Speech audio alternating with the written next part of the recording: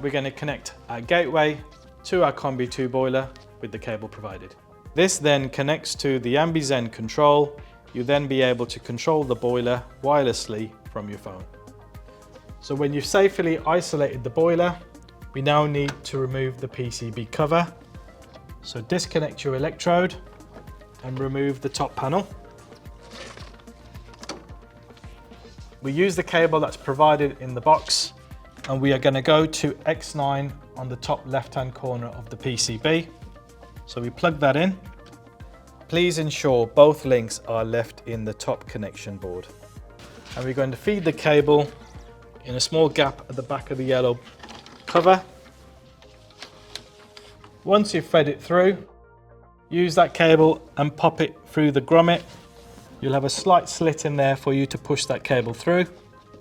After you've fed the wire through, you have an additional cable in the box which will need to be connected onto this.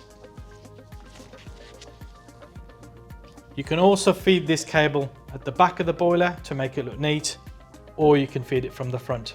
So you can choose how you wish to wire it, and if you don't want the wire on display, you've got other options available. Once you've connected the gateway extension lead, you now need to connect it to the gateway, okay? This can be hung on the wall, you get screws provided, but in this instance, because it has a magnetic base, we are going to stick on the boiler on the side, okay? Once that's done, you have your cable and you connect it at the top of the gateway. And now we are ready to pair our gateway to your thermostat. You now need to download the Baxi Start Commissioning app to connect the gateway to the AmbiZen thermostat.